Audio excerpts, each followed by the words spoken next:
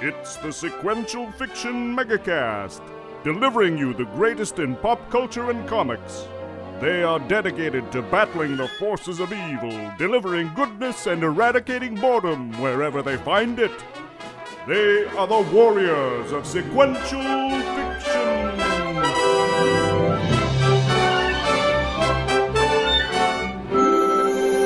This is Sequential Fiction, episode 25, DC Rebirth.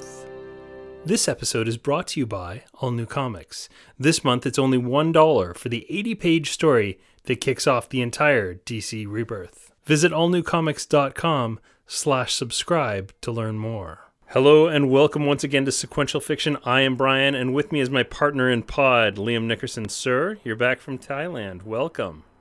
Thanks, man. I'm glad to be back. I'm going to miss the beautiful weather. It was an amazing time, but I didn't really have the chance to podcast, so I'm kind of excited to be back. No, our one kind of experiment was done in a gym, and I believe there may have been torture devices behind you. Yeah, it was. I mean, it worked pretty good, but it was just hard to find the time, and to be honest, by the end of the day, I was just gassed, so... Well, yeah, we were 12 hours apart, so your end of the day was the beginning of mine, and my beginning of the day was the end of yours. So yeah, it was pretty tough. There's a lot of things that we can talk about. 3 months is like an eternity in the world of geek. There's movies like Batman vs. Superman. There's Deadpool. There's the Blu-ray release of The Force Awakens. There's trailers for Captain America Civil War. There's Kickstarter campaigns. There's so much goodness. I don't even know where to begin. Yeah, I don't even know where to begin either, but we could start with our picks of the week, because I think you had mentioned an idea about sort of what I'd been reading while I was in Thailand, and that's, I think, a pretty good segue into like what my picks would be, because I sort of revisited some runs that had brought me back to comics in the first place after the hiatus of the 90s. All right, let's do our picks of the week. All right, cool. You go ahead and start. All right, I will. I have 3 runs that I reread while I was in Thailand, and one of them was because a friend of mine messaged me while I was there and said, "Hey man, I'm reading Brubaker and Aja's The Mortal Iron Fist, and Iron Fist was so crappy before this, like, now I care about him, and wow, he's not my favorite hero, but wow, what a great comic book." So one of the things I reread was The Immortal Iron Fist, which is an incredible run. It's Brubaker, right? I am right about that, I think so. I'm pretty sure. It's definitely Aja who did like the first, 18 issues. That's a great story, and I've always liked Iron Fist, so it's sort of like his zenith. To this point, that is absolutely the best stuff that's been written with him in it. He did Fractions Hawkeye, right? Is that David Aja? I think so, yeah, that's right. Yeah, I really like him. He's very cool. So the stuff he may not have done all 18 issues. There's definitely a few issues that he didn't do that kind of are one-offs and stuff. But the addition to Iron Fist's mythology and sort of kind of creating a fleshed out hero in him is really, really neat. And all the Kunlun stuff, which was always the most boring thing about Iron Fist in the first place, is really, really the best part of that story. And the idea that Iron Fist is sort of immortal and there's a bunch of different Iron Fists throughout history is really neat, and seeing the different Iron Fists and how they became Iron Fist and what they did and what makes them legendary is really cool. So that was one of the runs. Another run I reread, because I just picked up the trade paperbacks when I got out of the hospital like a decade ago, was The Incredible Hulk from around 2008, I think, and it's Greg Pak who wrote it. Oh, yeah, that's like the Return of the Monster, just before the Planet Hulk stuff. That's right. Yeah. That's good stuff. It is great stuff, and it sort of re-envisions a bunch of kind of Hulk mythology. It really turns General Ross into like the guy who became the Red Hulk. Like, I don't think any of that's really kind of in the space without those stories. And there's a really neat kind of subplot with, is it the Abomination's wife? And she's sort of like in a love triangle with Banner and Betty Ross. It's a really great story, and or is it the Absorbing Man's wife? Well, it's really kind of irrelevant, because the woman's what's important about the story, and the story itself is really neat. The Abomination makes an appearance. He's like, it is the Abomination, and he's terrifying. So yeah, that's a really neat part of the story. Is it's sort of a horror story, and he just brings David Banner, I'm thinking the TV show, but he brings Bruce Banner back to this place where he's kind of wandering from town to town, hiding from everyone, and just being a really neat guy. So solving problems sort of by accident as the Hulk. And anyway, it's really kind of classic, but also re-envisions a ton of stuff. And I thought that run's really spectacular and really, really good, and highly recommended. And then the last run, everyone I think thinks is a classic run, which is Brubaker's Captain America run, which is so good, really, really good. And although I was thinking about it recently, like thinking about these runs that I was recommending, and none of those three stories, with the exception of maybe the Hulk, are really superhero books. They're sort of hybrid, especially the Captain America stuff is sort of spies and sort of it takes these anachronistic Nazi stories and weaves them into the future, and really plays a lot on Steve Rogers being a man out of time. They're great runs all, but I can't even remember what I was thinking of. But I was thinking is I just recently read a contemporary book that's ongoing right now that I thought was, it's just almost anything Jeff Johns writes. Those are superhero books. Yeah, they're not hybrids. He's not trying to tell other stories through the superhero medium. Jeff Johns really understands that when you want to sit down to read a Batman or Justice League story, you want to read about Batman or the Justice League, and I really, really like that stuff, which is why I'm excited about Rebirth. But we could talk about that in a minute. Yeah, Your he pick does. of the week. He does some really cool stuff with legacies too. Like he's really big into not necessarily taking you back, but like referencing that stuff in a way that doesn't like behold you to it, which is the guy that's even better than that, in my opinion, is Grant Morrison, who managed to, in his Batman run, like make the silly, foolish 1950s stuff all kind of part of canon. And I really liked his Batman run, especially Batman. You know what? I'm going to throw that out because I just recently got the Absolute Batman Incorporated. That's what it's called. Mm-hmm. I remember the storyline. That is such a great book. And you go through like Chris Burnham, who's an amazing artist. You've got some Cameron Stewart in there. Yeah. It was a great little run. Really, really good art. And then at one point you have the death of Robin, which was like a heartbreaking moment because that character of Damian Wayne is so cool. And I really like him. I think he's the last iconic superhero character to be built by someone. Actually. Yeah, it's true. I think he's actually iconic. I think he's an amazing character. Yeah, for sure.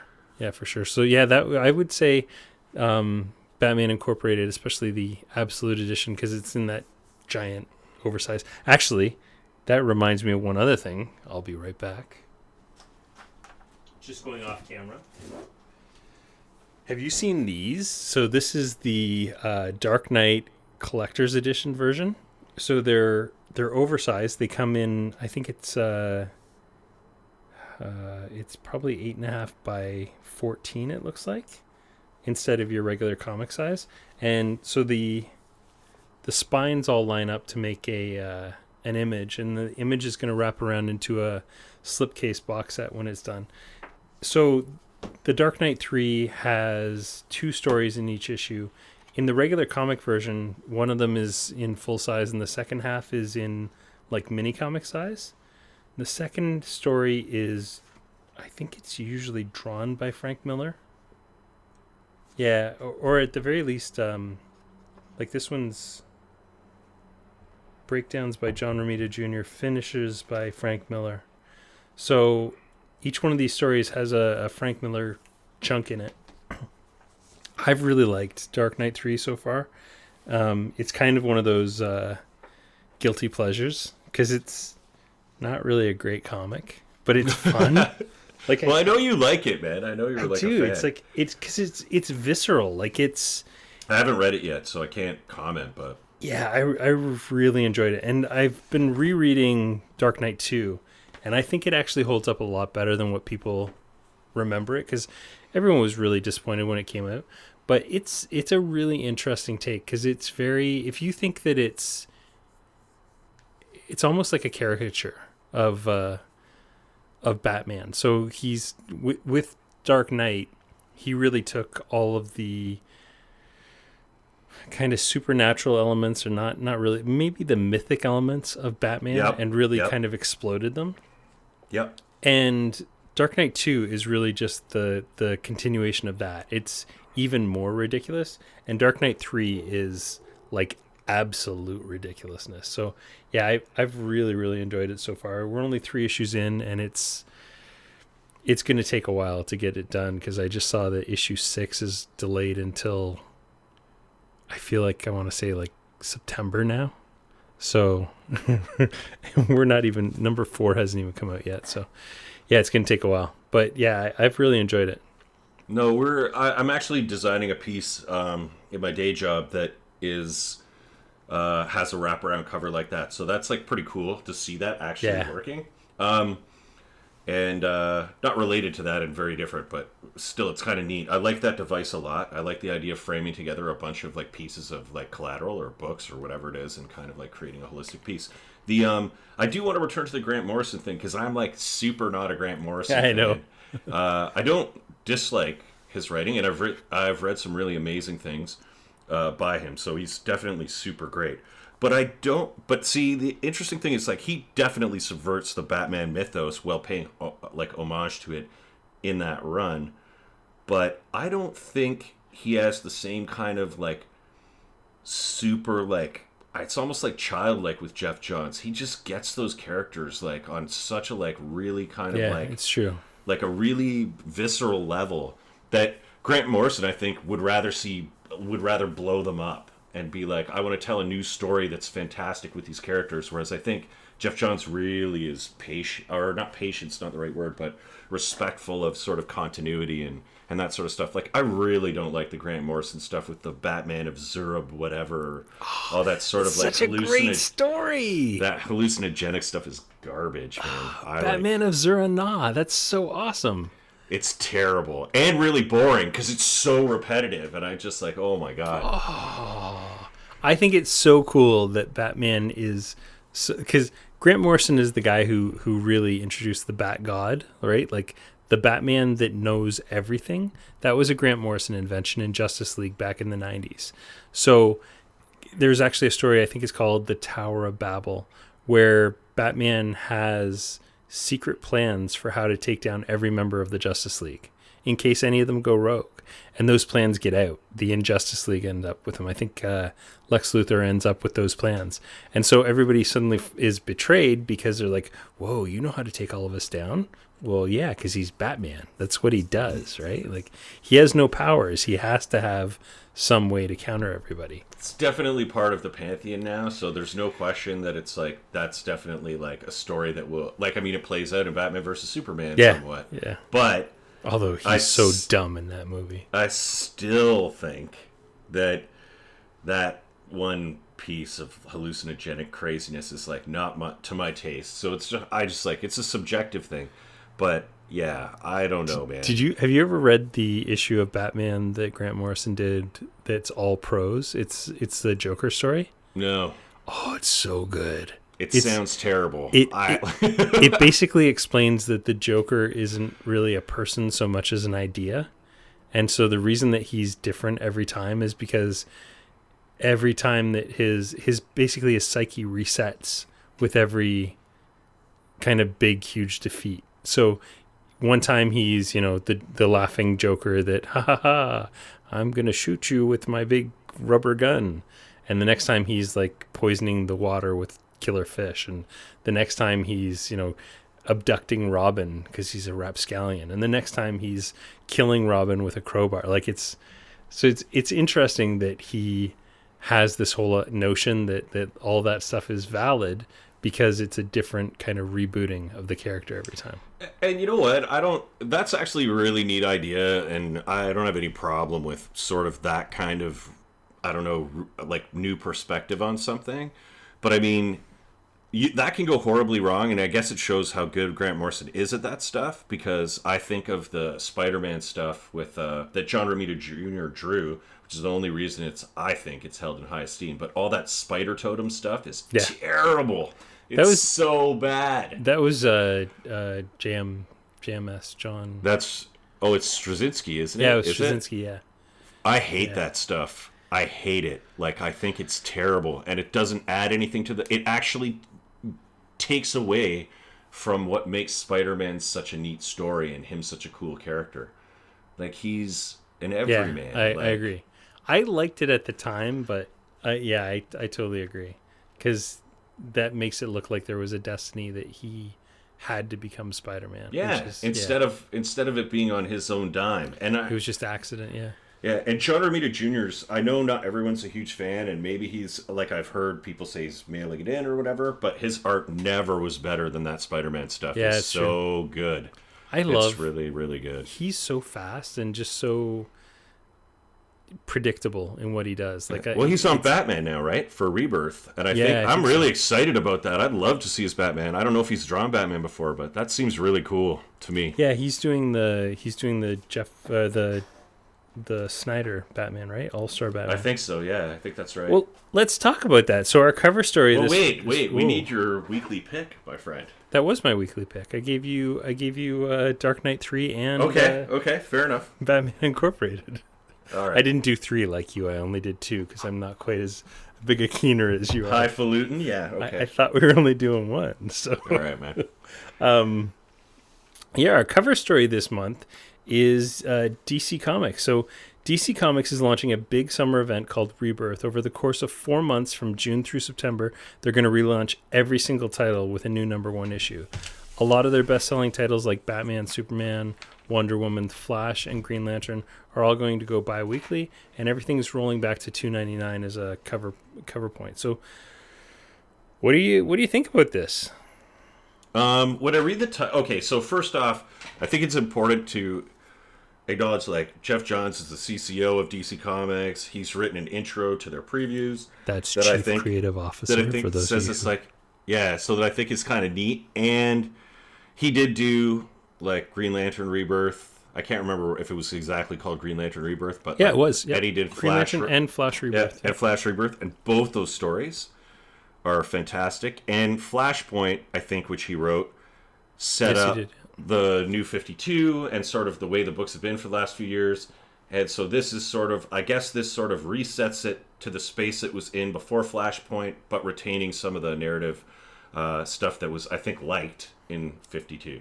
Let's talk about that. Yeah, let's talk about that a little bit. So in 2011, DC relaunched their entire universe with the New 52. They launched 52 brand new #1 titles in a totally new universe. And they really did a good job of kind of doing the gamut, not just superhero comics. There was a couple horror comics. There was like a World War II army type comic. There was some spy stuff. So they did a good job of kind of doing a variety of genres.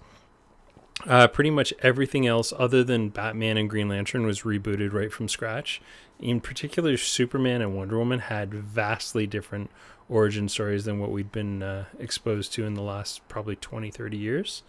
Flash sort of knew about those, like, knew about what had changed, but his whole story changed significantly as well, which actually that's the one that I like of all the stuff. And Flash's stuff kind of mirrors what they would end up doing with the TV series. So the whole his mom dying and all that stuff was really featured as a prominent part of his story, which I remember his dad being in some of the stories, and I swear his mom was alive back in the old, like, 1970s universe, but I can't remember. Flash was never really, Barry Allen in particular was so friggin' vanilla to me that he wasn't really somebody I was interested in.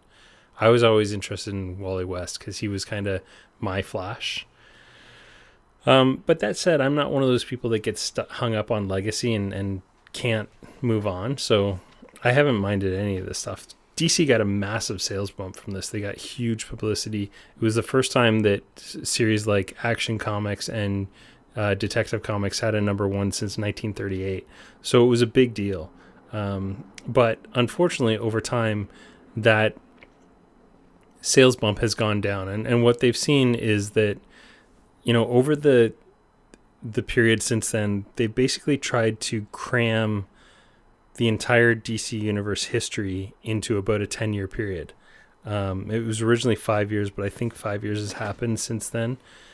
And they've lost a lot of the legacy and they've lost a lot of the audience because of it. Because comics fans have been conditioned to appreciate continuity, and that continuity is all over the map right now. In the last year, you've had Batman die, Superman get depowered, and yet there were comics running where Superman was fully powered, Batman was still Bruce Wayne and running around. In an entire series, Commissioner Gordon had taken on Batman, and it was actually a really interesting story. But that wasn't reflected in the entire line. From what I've read, they're trying to get back to that kind of line-wide continuity, and Jeff Johns has a 2-year plan that he's mapped out for everything. So it's an interesting idea. They're at probably the lowest sales point they've been in the last 6 years, so it kind of makes sense from a financial standpoint. And I mean, the company's never had as much attention as what they're going to have this summer between Batman v Superman and then Suicide Squad later this summer. The my take on it is, I think it goes beyond conditioning the audience of comics to like look back into continuity. I think that you're right. You've alienated older fans, and then a lot of the books haven't been very good. So yeah, some of them have been. So anyone who's like kind of revisited it gets kind of lost because they're like, wow, this book's not that great.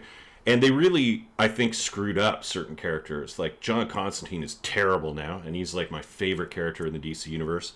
But besides that, I think like when I've worked with a couple publishers who do serialized fiction and whatnot, and I think one of the things that's really valuable for a publisher of serialized fiction is there's shelf space, right? You need to sell your product generally. But because of digital publishing, you can go back in time and you don't need to worry about shelf space. People can buy those issues and buy those things. Yeah. You broke up there. Yeah, I know, I noticed, but I'll return and restart that. But basically, what it is like having worked with a bunch of publishers of serialized fiction, not a bunch, but a couple.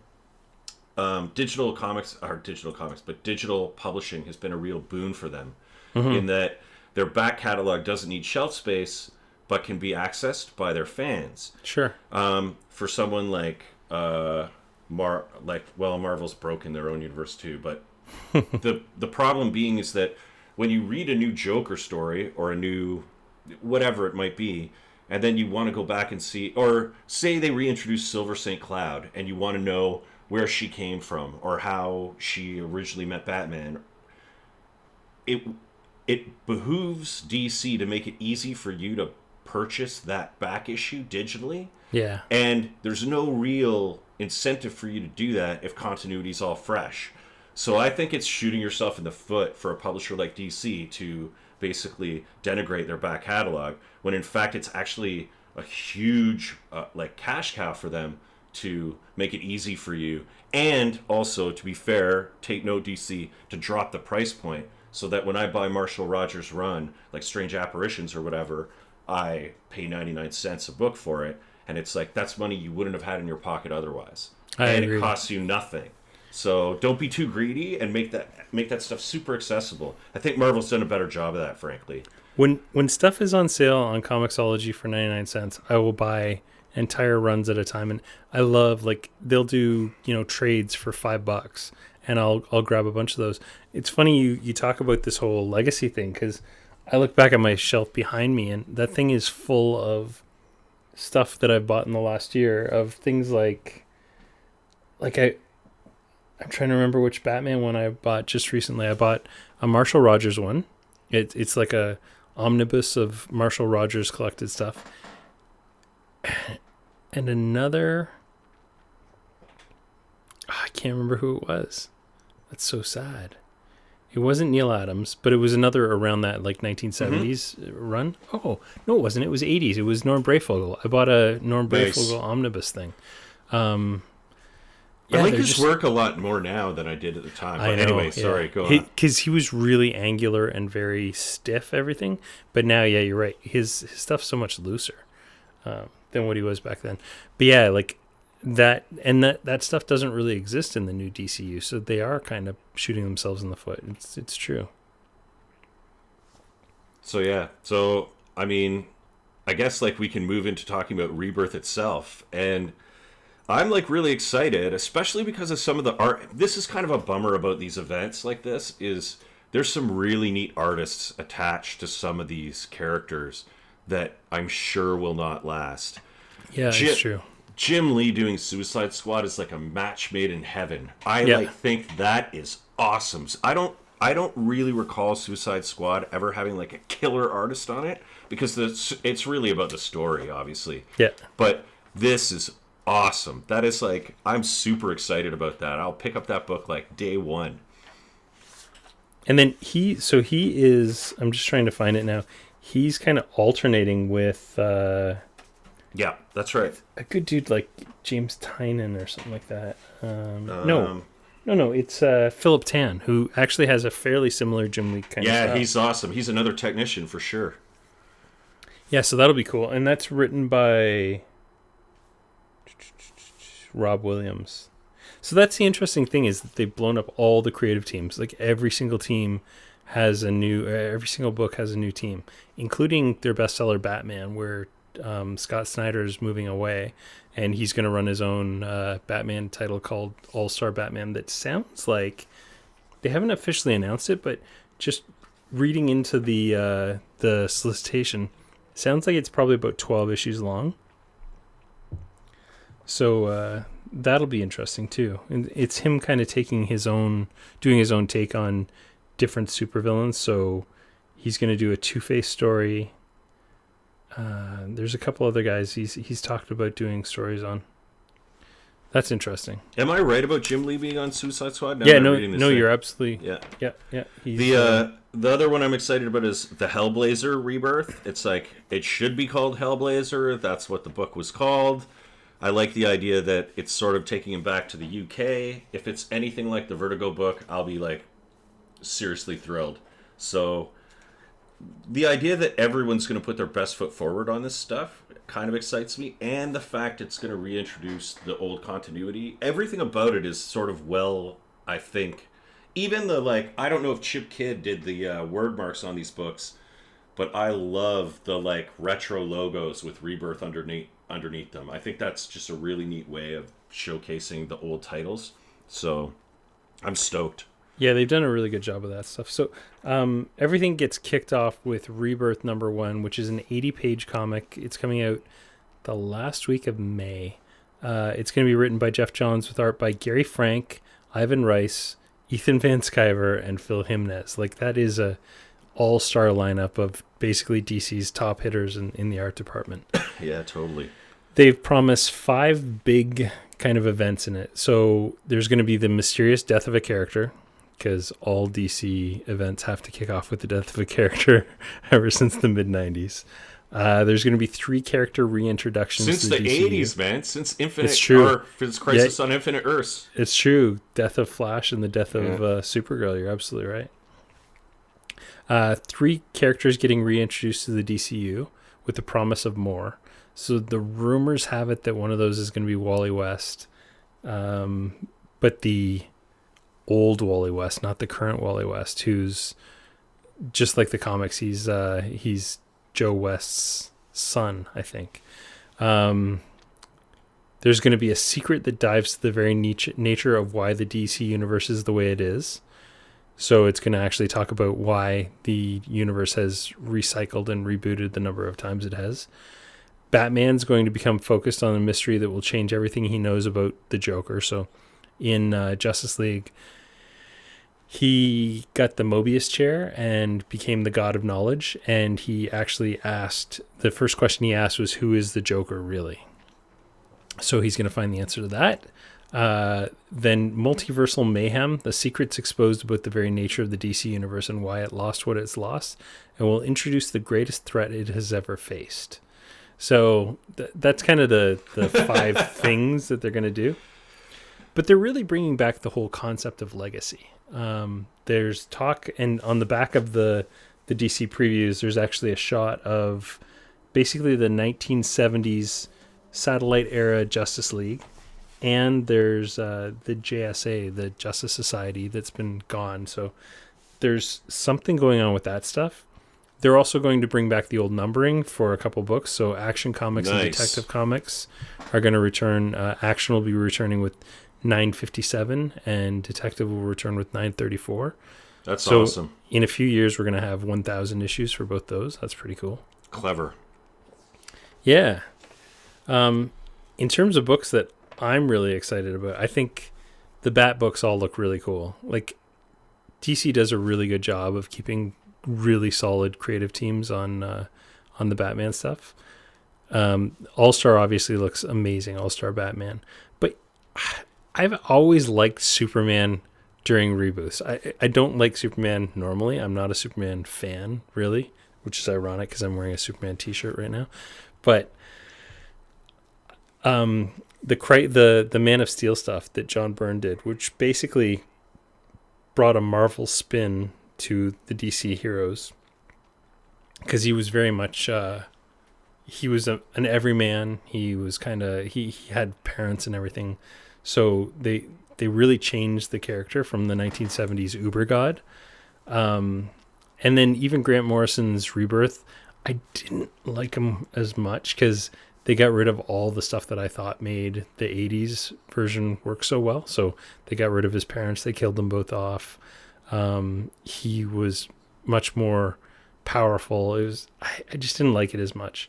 But this looks interesting because it looks like they're bringing back the pre-52 Superman.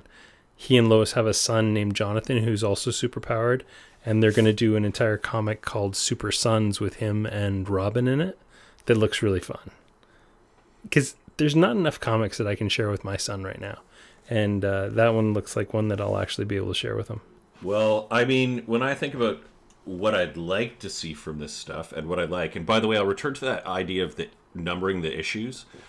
The one thing, ever since they rebooted Spider-Man, whenever that was in the early 90s or whatever, I've always been kind of bummed about losing the numbering system. Yeah. That kind of went from like Detective 27 to now. And the reason being is because I think there's something intrinsically cool, if you really like comics, about being able to refer to a number of an issue that's seminal. I agree. So it's like, I don't know what it might be, but like Spider-Man, 27, or which is like, I think the first Green Goblin, or whatever it might be. Being Teen Titans number 39.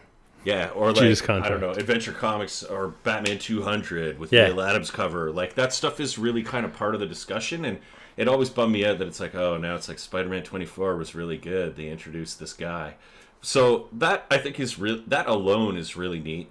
And then my own, like, personal, like, fan ask might be that I would like to see Cassandra Cain have a role in the DC universe. She was Batgirl for, I think, Batgirl's, what About a I think is decade, yeah. Batgirl's seminal run.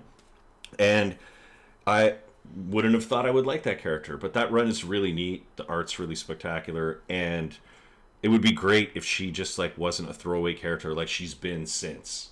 So I don't think she needs to be Batgirl per se, but she turns out to be a ninja, and then she's like bad or she's good or whatever. She's always like a questionable character, but that's what made her interesting as Batgirl. She was mute.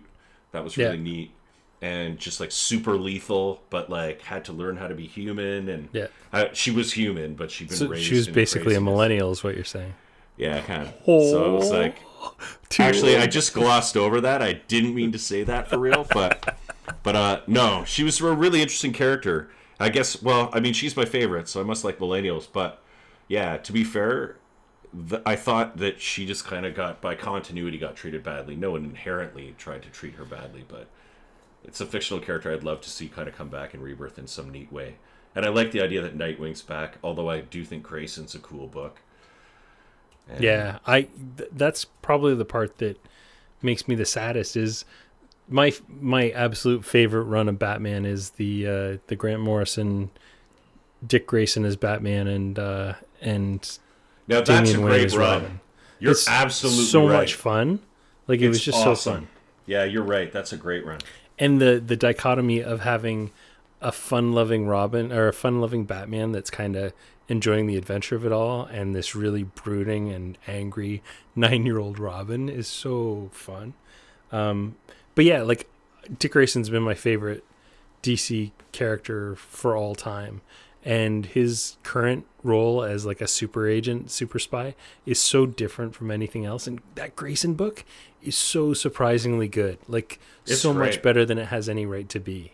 I agree. I think The it's a idea great is book. absurd, but yeah, it's really good. He's a great character, though. And to be fair, the thing I loved most about that run, and I didn't realize that was Grant Morrison, because that's a great run, that, like, you know, Damien and Grayson, is that watching them kind of start to respect each other is really cool. And it's so done note perfectly. Like, It's he true, really, like, teases it out. And just when you think they're going to like each other, it's like, no, one of them's a jerk. Yeah. And then it just, that's a great set of books for sure. Yeah, and there's some really good payoffs on that too. There's one issue where, so after Bruce Wayne had come back, there was a whole issue, just the two of them, just Robin and Nightwing hanging out, and there was a real fondness. And then the issue where Robin dies, the Nightwing issue after that was just heartbreakingly sad. It was really cool. It was that was neat.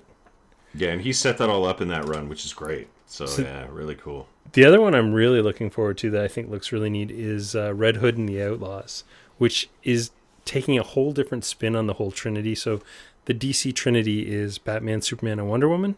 And this is going to be Red Hood, who's Batman's second Robin, Bizarro, and Artemis, who for a time in the DCU was Wonder Woman back in the 90s. So that looks kind of fun. That should be a neat little book. Bizarro's another great DC character who gets, like, sometimes he's done right and sometimes it's totally broken. Yeah, the most recent Bizarro miniseries is probably the closest to good that he's been in a long time. And Emperor Joker was like a great take on. Yeah, that's a really cool story, actually. Like, weird. That's a 90s story I've actually read, but yeah. It's really neat. There's a few disappointing things though. Like, I really like what they've done to Batgirl, and I know I might be in the minority, but it seems like they're kind of retconning some of that. Well, not really retconning, but moving away from some of that, which is a little disappointing. I think the art and the designs on that book are really nice. I mean, that re-envisioning of Batgirl with sort of almost like Liefeld pouches and stuff, it's really cool.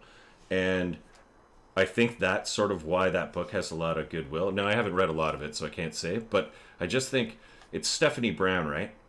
That's no.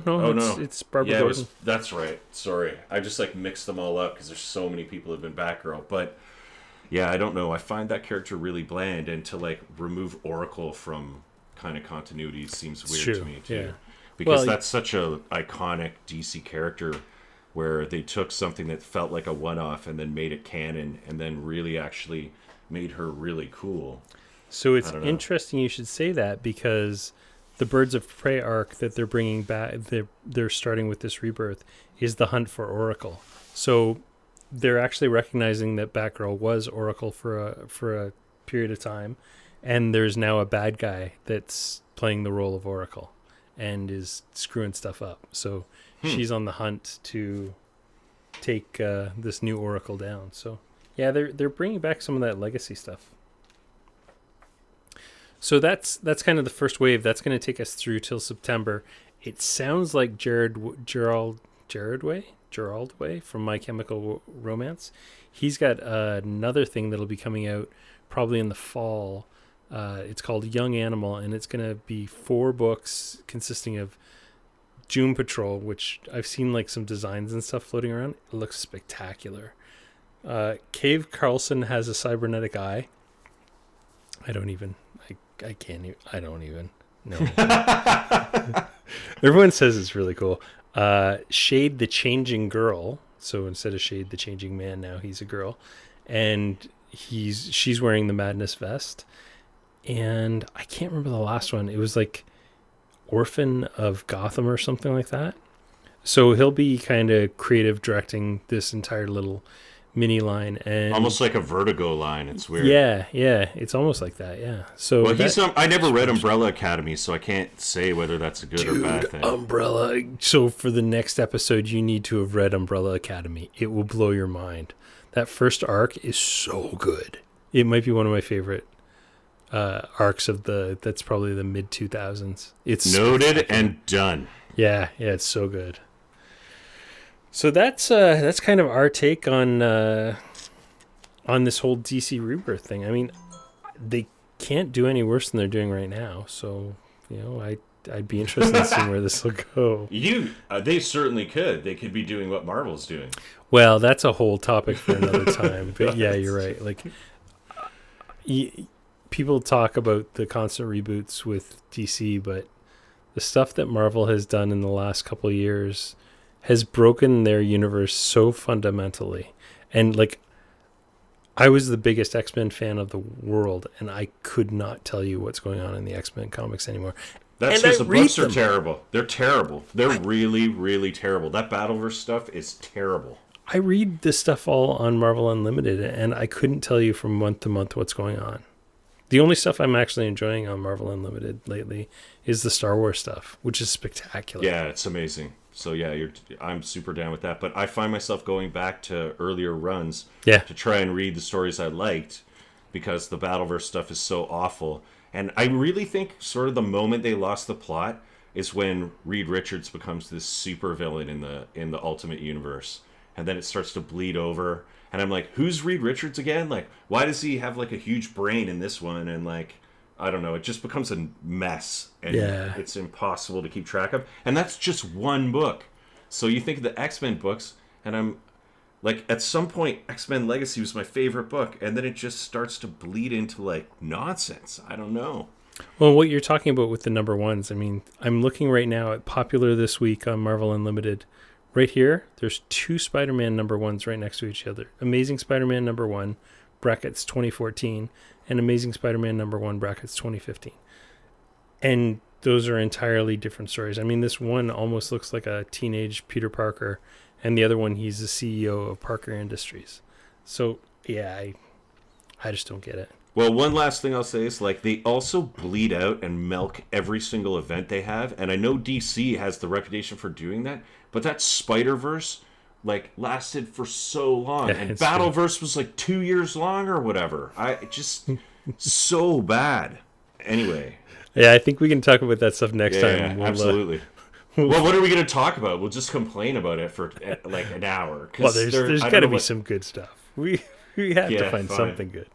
But before we go, we should talk about Batman versus Superman.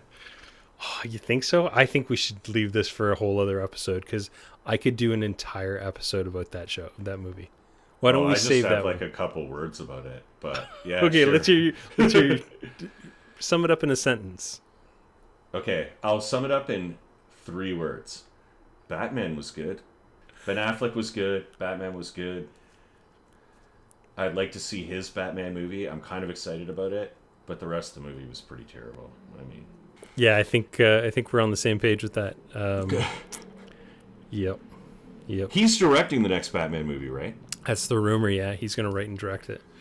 I think that's going to be amazing. Yeah, I think if he's given enough leeway, I think he'll do some awesome stuff with it. I think so too. All right, my friend, that is going to wrap this issue up. We're going to bag this. We're going to board it. I'm going to CGC grade this one and put it on a shelf, because I think this is a 9.0 easily. Okay, well, I certainly don't need to, like, sign us out. So, on that note, I think you just did that. So we're good. All right, everyone. We'll see you next week.